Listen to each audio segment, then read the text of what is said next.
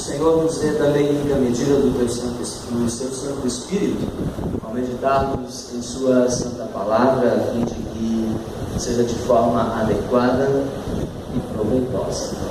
Amém. Há exatamente uma semana atrás nós lembrávamos e celebrávamos com bastante alegria a Páscoa, a ressurreição de Jesus. E não poderia ser diferente, porque a ressurreição, ela é o centro e a razão de nossa fé. Tanto é que o apóstolo Paulo, inspirado por Deus aos Coríntios, ele escreve que se Jesus não ressuscitou, nós não temos o que anunciar, vocês não têm o que crer, e não há sentido. Mas de fato, Cristo ressuscitou, conclui o apóstolo. E com isso, somos lembrados de que Jesus conquistou para você reconciliação com Deus. E muito mais do que isso, Ele conquistou para você agora a possibilidade real, que vai muito além de uma possibilidade, mas é a certeza de que você pode estar com Deus no céu. Você um dia estará com Deus em sua bem-aventurança eterna. E Deus te deu isso de presente. Deus não te cobrou nada por isso. Você já estava nos planos de Deus, e Deus já sabia que você iria precisar do Salvador. E Ele enviou Jesus por você e pelo mundo inteiro, para que todo aquele que nele crê não pereça, mas tenha vida eterna, gratuitamente. Então, se nós pensamos assim, que Deus está te dando isso de presente, então o que eu quero dizer a você, com base na primeira carta de João, é o seguinte: por favor, não jogue isso fora. E por favor, não deixe isso guardado lá num canto de tua vida, fazendo com que a morte e a ressurreição de Jesus fiquem sem proveito nenhum para você. Alguém pode dizer assim: mas pastor, como é que eu posso deixar sem proveito a morte e a ressurreição de Jesus? A primeira carta do Evangelho de João, ela nos fala exatamente disso, e nos orienta como agarrarmos com unhas e dentes a verdade do Evangelho e viver esta verdade. Permitam que eu compartilhe com vocês o que Lutero escreveu sobre esta primeira carta de João. Ele escreveu um pequeno prefácio para esta carta, que será assunto de nossa mensagem hoje. Ele diz assim: esta primeira epístola de João é genuinamente apostólica, e bom seria que viesse logo depois do seu evangelho, pois da mesma forma como ele, o apóstolo, através do evangelho, promove a fé, na epístola ele faz frente àqueles que se gabam da fé sem as obras. Ele mostra de diversas maneiras como as obras não ficam de fora aonde existe a fé. Mas se elas faltarem, a fé não é genuína, e sim mentira e trevas. Ele também ataca duramente o espírito do anticristo, que naquela época já começava a negar a Cristo, isto é, que ele teria encarnado o que atualmente está bem na moda. Embora presentemente não se negue explicitamente em público que Cristo tenha encarnado, eles o negam com o coração, com o que ensinam e com o modo como vivem. Pois quem pretende salvar-se e tornar-se piedoso por meio de sua atuação, faz o mesmo que negar a Cristo, uma vez que Cristo encarnou para nos salvar e santificar exclusivamente por seu sangue, e não por nossa obra. Existem, portanto, e nós vamos ver isso pelo primeiro capítulo da carta de João, existem, portanto, duas formas que uma pessoa deixa a obra de Cristo totalmente sem valor em sua vida.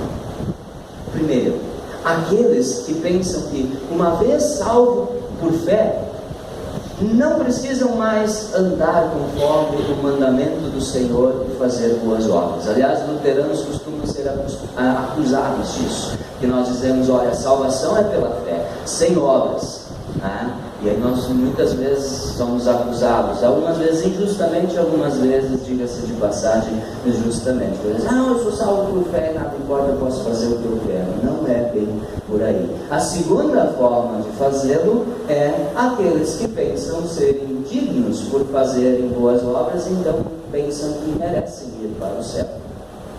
Lutero, com base em 1 João, ele diz assim: ambas as visões estão totalmente equivocadas. Há um outro termo que a palavra do Senhor coloca. E Lutero ele conclui então assim: aquele que mantém o caminho do meio, que pela fé nos tornemos dignos na presença de Deus e livres do pecado, do castigo do inferno, e depois também, uma vez dignos, pratiquemos boas obras e amor, boas obras e o amor em função de Deus, de forma livre e desinteressada. Qual é o meio termo? O meio termo é: eu não sou salvo pelas obras, eu devo crer unicamente, esse é o que me salva, mas a minha fé, ela produz ação, de forma livre e desinteressada, movida pelo amor. Quem tem marcado, abra lá, e quem não marcou, procure novamente, primeira carta de João. Nós queremos ver alguns versículos onde exatamente o texto nos fala a respeito disso que lhes mostrei até o presente momento. Vejam lá o versículo 1. No versículo 1 da primeira carta de João, diz assim: estamos escrevendo a vocês a respeito da palavra da vida que existiu desde a criação do mundo. É a mesma coisa que nos é dito lá no primeiro capítulo do Evangelho. No princípio o verbo era Deus, estava com Deus, e o verbo se fez carne, se tornou um ser humano. Adiante. Nós a ouvimos e com os nossos próprios olhos a vimos. De fato nós a vimos e as nossas mãos tocaram nela. Jesus então, aqui João nos lembra que a palavra se tornou um ser humano, a qual eles viram com os seus olhos, tocaram com as suas mãos. E ao versículo 2 ele então segue esse pensamento. Vamos ler juntos? Quando esta vida apareceu, nós a vimos, e por isso que agora falamos dela e anunciamos a vocês a vida eterna que estava com o Pai e que nos foi revelada. A vida eterna estava lá com o Pai, mas em Jesus ela nos foi revelada, e não só revelada, eu diria, ela agora está ao teu alcance, ela está totalmente ao teu dispor. Vamos fazer um pequeno pulo aqui, vamos lá para o versículo 5, olhem lá o versículo 5, juntos. A mensagem que Cristo nos deu e que anunciamos a vocês é esta: Deus é luz e não há nele nenhuma escuridão. A palavra de Deus, ela sempre faz essa dualidade, esse toma lá da cá, vamos chamar assim, esse jogo de oposição, luz e trevas, como também então pecado versus santidade. E aí chegamos no versículo a partir do qual nós vamos olhar com mais atenção. Versículo 6, vamos lá? Portanto, se dizemos que estamos unidos com Deus e ao mesmo tempo vivemos na escuridão, então estamos mentindo com palavras e ações. É forte isso, muito forte. O que a palavra de Deus nos diz aqui. Ela diz assim, se você diz: eu estou unido com Deus, muito bem, que bom, você precisa estar unido com Deus, é isso que você precisa para a tua vida. Mas aí ele segue dizendo assim: mas se você diz que está unido com Deus, mas permanece nas trevas, eu tenho uma má notícia para você, meu amigo.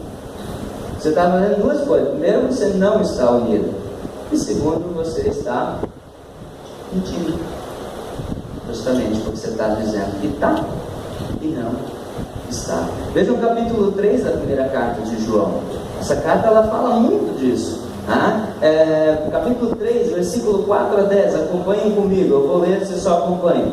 Quem peca é culpado de quebrar a lei de Deus, porque o pecado é a quebra da lei. Vocês já sabem que Cristo veio para tirar os pecados e que Ele não tem nenhum pecado. Assim, vejam só, assim, quem vive unido com Cristo não continua pecando. Porém, quem continua pecando nunca o viu e nunca o conheceu. Meus filhinhos, não deixem que ninguém os engane. Aquele que faz o que é correto, assim como Cristo é correto. Quem continua pecando pertence ao diabo, porque o diabo peca desde a criação do mundo. E o Filho de Deus veio para isso, para destruir o que o diabo tem feito. Quem é filho de Deus não continua pecando, porque a vida que Deus dá permanece nessa pessoa, e ela não pode continuar pecando, porque Deus é o seu Pai. A diferença clara que existe entre os filhos de Deus e os filhos do diabo é essa: quem não faz o que é correto e não ama o seu irmão, não é filho de Deus. São palavras duríssimas, são palavras que, devo dizer a vocês, elas me atingem em cheio, como um murro no meio da cara. Por quê? Porque muitas vezes isso tem acontecido comigo, e eu garanto que isso tem acontecido contigo também. A palavra do Senhor, ela coloca todos nós debaixo da mesma verdade e debaixo da mesma lei, e ela nos fala de forma muito séria. Se você conhece o Filho, mas quer viver na escuridão, meu amigo, você está perdido. Você precisa dar meia volta o quanto antes. E a palavra do Senhor não fala só disso aqui. Lutero inclusive diz que João está sendo devagar aqui, ele está com o pé no freio, porque ele diz: Tiago pisa bem mais fundo nessa questão. Vejam outros textos. Vamos lá para o Evangelho de João. O Evangelho de João, podem deixar 1 João marcado, e vamos lá para o Evangelho de João, capítulo 3, tá?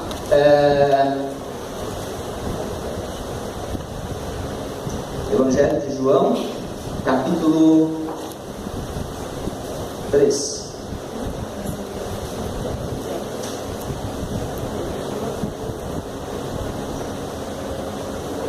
Versículo 19 e 20.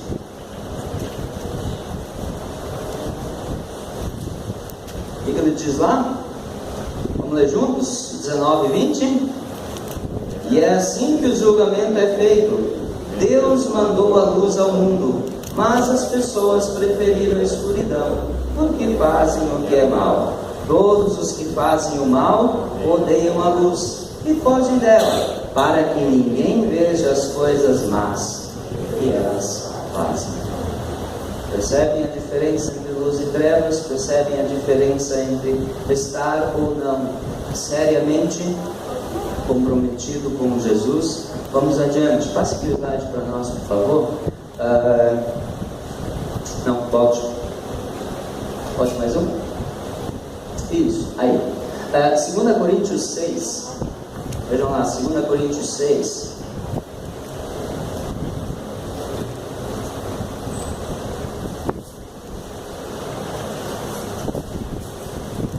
Versículo 14.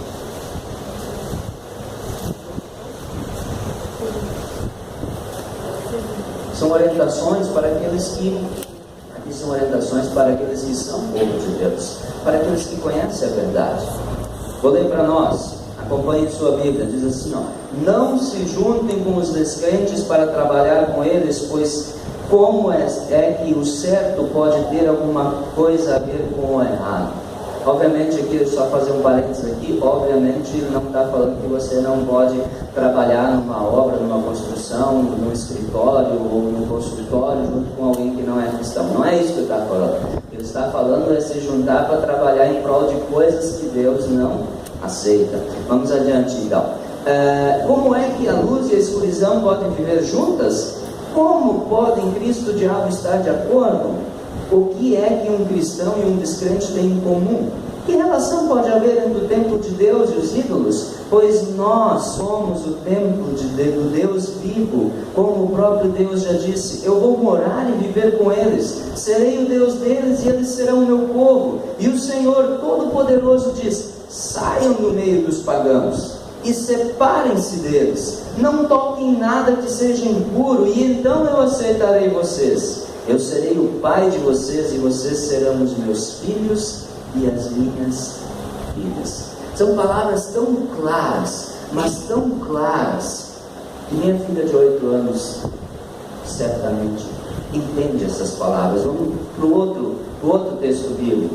O outro texto bíblico é Efésios 5.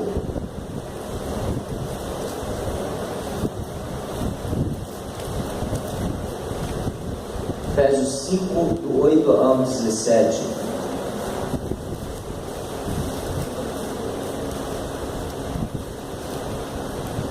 Não achou? Diz assim, antigamente vocês mesmos viviam lá na escuridão, mas agora que vocês pertencem ao Senhor, vocês estão na luz. Então façam o quê? Por isso vivam como as pessoas que pertencem à luz, pois a luz produz uma grande colheita de todo tipo de bondade, honestidade e verdade. Procurem descobrir quais são as coisas que agradam o Senhor.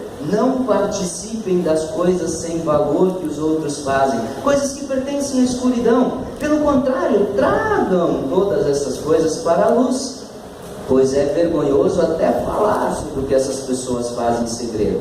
E quando qualquer coisa é trazida para a luz, então a verdadeira natureza é revelada, porque o que é claramente revelado se torna luz. E é por isso que se diz: você que está dormindo, acorde, levante-se da morte e Cristo o iluminará. Portanto, prestem atenção na sua maneira de viver. Vejam só o que ele diz: não vivam como os ignorantes, mas como os sábios. Os dias em que vivemos são maus, por isso aproveitem bem todas as oportunidades que vocês têm. Não ajam como pessoas sem juízo, mas procurem entender o que o Senhor quer que vocês façam.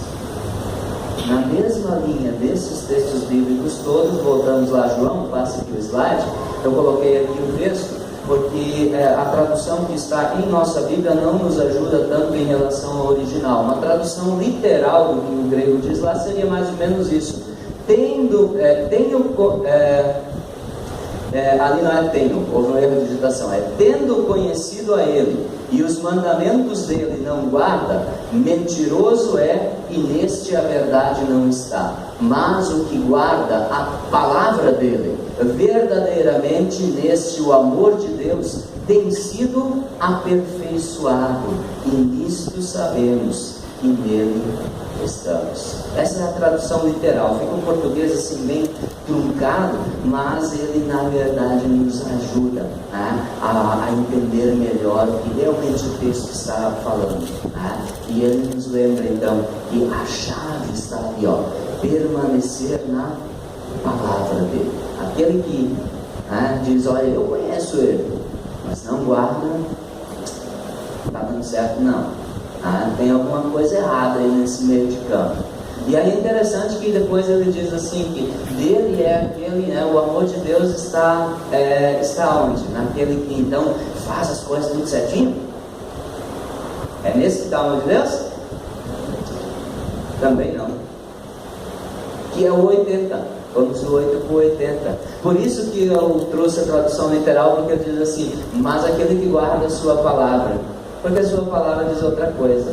A sua palavra diz que não é pelas obras que alguém é salvo. A sua palavra, como bem nós vimos antes no texto lá de Lutero, a sua forma é o meio termo, salvos pela fé, pela graça, agindo por causa e através do amor. Aí voltamos lá para o capítulo 1 da primeira carta de João, no versículo 8, então diz: se dissemos que não temos pecado, estamos nos enganando, não há verdade em nós. Versículo 10, você pode acompanhar: se dizemos que não temos cometido pecado, fazemos de Deus um mentiroso e a sua mensagem não está em nós. Aqui eu quero dizer uma coisa bem importante, que é importante que nós possamos compreender. Uma frase dita por Agostinho.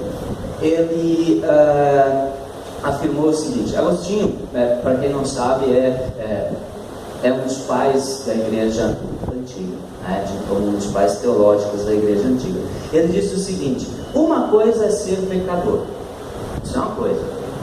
Outra coisa é estar pecando tranquilamente, é uma coisa diferente. Entendem o que isso quer dizer? Você não tem escolha, você é pecador, você já nasceu assim.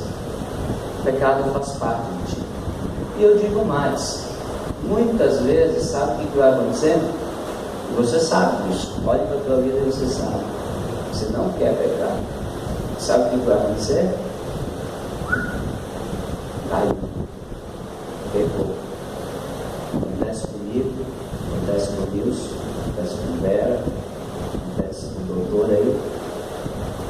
Todo mundo.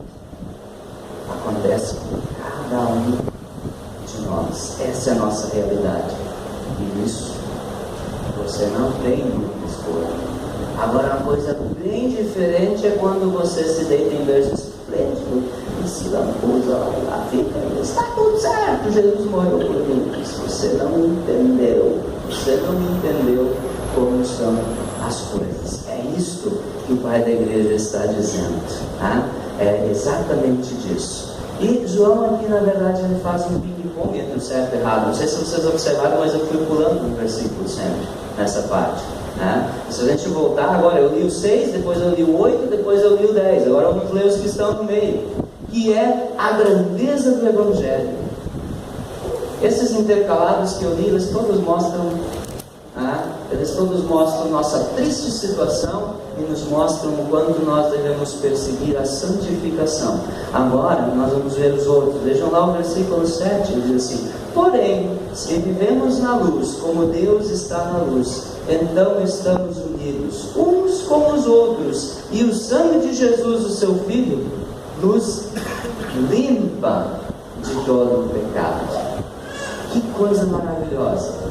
Diz: se nós vamos andar na luz, onde está a luz? A tua palavra é lâmpada para os meus pés. Jesus diz: eu sou a luz do mundo, eu sou a palavra que se tornou um ser humano, eu sou a luz sobre a tua vida. E aí, naquilo que você é incapaz, naquilo que você não consegue, o sangue de Cristo é capaz de te limpar. Quer ver um texto bacana? Olhem lá, Hebreus 9:13. Vamos ler juntos? O sangue de bodes e de touros e as cinzas da bezerra queimada são espalhados sobre as pessoas impuras e elas ficam purificadas por fora. 14. Se isto é assim, imagine então quanto maior é o poder do sangue de Cristo. Por meio do Espírito Eterno, Ele se ofereceu a si mesmo, a Deus, como sacrifício sem defeito, e o seu sangue nos purifica por dentro, tirando as nossas culpas. Assim podemos servir ao Deus vivo, pois já não praticamos cerimônias que não valem nada. Percebe que texto bonito? Ele diz assim: se lá no Antigo Testamento Deus aceitou que um animal queimado sobre o altar perdoasse pecados, ele diz assim: meu irmão, imagina o que o sangue de Jesus pode fazer por você. É fantástico, é maravilhoso, é o sacrifício perfeito que se ofereceu por você sobre a cruz. E aí, com duas razões. Primeiro, para que você esteja limpo e você tenha certeza de que você vai entrar no céu. Porque o pecado, ainda que ele faça parte do teu viver, ele te é perdoado por causa de Cristo. E segundo, para que eu possa servir ao Deus vivo, sem preocupação com cerimônia daqui, cerimônia de lá, ou será que Deus está me aceitando? Porque eu olho para a cruz, eu olho para o túmulo vazio, vivo Ele está. eu também viverei. Aí olha no versículo 9 de 1 João, né? Ele diz assim, ó, mas se confessarmos os nossos pecados a Deus, Ele cumprirá a sua promessa e fará o que é correto. Ele perdoará os nossos pecados e nos limpará de toda maldade. Uma palavra linda. O que Deus está dizendo? Diz assim, ó, eu quero que você seja autêntico, eu quero que você seja sincero. É isso que eu quero de você. Creia e seja sincero como uma criança é. Não tenta ir para as trevas esconder as coisas, mas venha diante de mim como o filho pródigo que voltou para casa e receba o abraço do pai, o anel no dedo, a sandália nos pés, a túnica nova. O que você precisa mais? Mais nada. O que tu queres é um coração sincero, reconhece o salmista no Salmo 51. Romanos 7, o apóstolo diz, é um texto que nós lembramos muitas vezes. Ele diz, Senhor, eu quero andar, mas o bem que eu quero eu não faço, o mal que eu não quero, quando eu vejo eu já fiz. Se isso é sincero, o que você vai ouvir de Deus? Eu tenho perdão para você. Agora, se você disser assim, isso é igual a tal pecado, não vou pecar. Não foi para isso que Jesus morreu por você. Veja como termina o nosso texto de hoje, nos dois primeiros versículos do capítulo 2 de 1 João. Vamos ler juntos? Meus filhinhos, escrevo isso a vocês para que não pequem. Porém, se alguém pecar, temos Jesus Cristo, que faz o que é correto. Ele nos defende diante do Pai. É por meio do próprio Jesus Cristo que os nossos pecados são perdoados. E não somente os nossos, mas também os pecados do mundo inteiro. Eu prefiro o versículo 1, isso. Na tradução de Almeida, porque ela foi mais fiel ao original. Diz assim, ó, filhinhos meus, estas coisas eu escrevo para que vocês não pequem. Assim, eu não estou escrevendo isso à toa, eu estou escrevendo isso justamente para que você não peque. Agora, se todavia, quando acontecer, infelizmente vai acontecer, se você disser que não aconteceu, ou que não vai acontecer mais, meu irmão, você está enganado, vai acontecer. Mas diz, quando isso acontecer, nós temos o quê? Advogado junto ao Pai, Jesus Cristo, o justo. Então, não confie que você vai receber perdão por causa das vezes que você obedeceu. Também não pense que, já que o perdão ele não é um mérito teu, você então pode pecar o quanto você quiser. Mas faça o seguinte: busque viver conforme a palavra do Senhor. E quando a tua fraqueza se manifestar, não deixe que o diabo, o mundo, te convençam ou que para você não tem mais jeito, ou que você pode continuar do jeito que dá, que Deus perdoa. Mas busca o teu advogado que morreu sobre a cruz. Confia nele de todo o coração. E assim não ficará sem proveito a morte e a ressurreição de Jesus para você. E através de você, ela terá muito proveito para muitas outras pessoas. Que Deus te abençoe para fazer isso. Amém.